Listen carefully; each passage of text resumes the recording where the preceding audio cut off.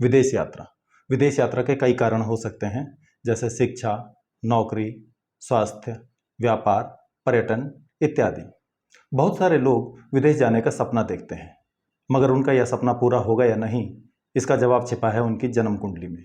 ज्योतिष शास्त्र में विदेश यात्रा के कई योग बताए गए हैं। आज इस वीडियो में हम उन्हीं योगों पर चर्चा करेंगे। तो नमस्कार, स्वागत है आपका।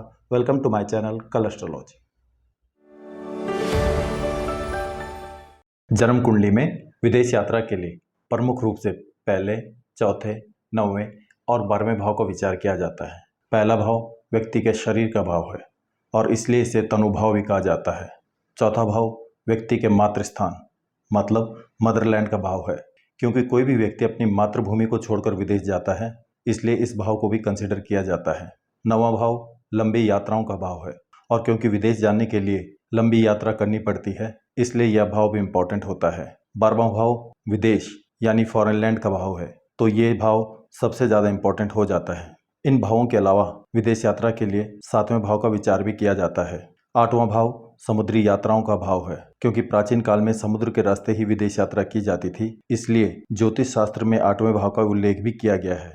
विदेश यात्रा के लिए जन्म कुंडली में कुछ योग बताए गए हैं, जैसे पहला, यदि पहले भाव का स्वामी 7वें भाव में हो, 9वें भाव में हो या 12वें भाव में हो।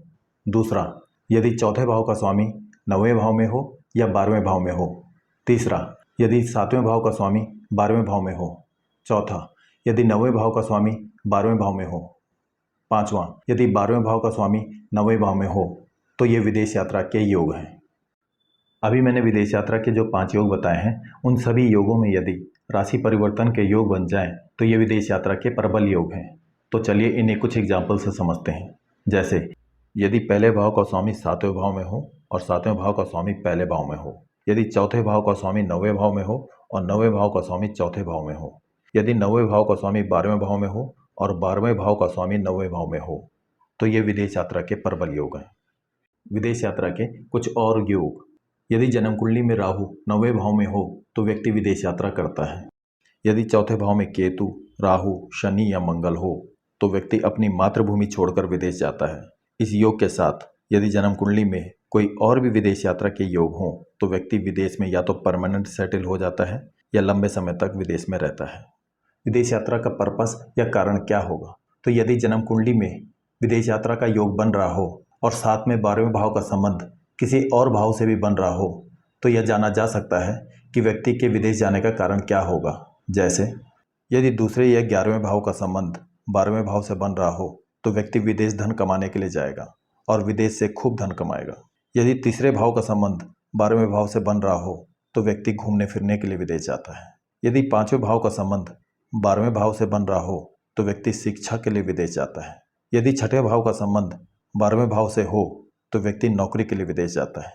यदि 7वें भाव का संबंध 12वें भाव से बन रहा हो तो व्यक्ति अपने स्पाउस के साथ विदेश जाता है या विदेश में विवाह करता है या व्यापार के लिए विदेश जाता है। यदि 8वें भाव का संबंध 12वें भाव से बन रहा हो तो व्यक्ति रिसर्च के फील्ड में विदेश जाता है या समुद्री यात्राएं करता है। यदि 10वें भाव का संबंध 12वें भाव से बन रहा हो तो व्यक्ति अपने प्रोफेशन के लिए विदेश जाता है। आज के लिए बस इतना ही। मिलते हैं नेक्स्ट वीडियो में। तब तक के लिए नमस्कार। जय हिंद।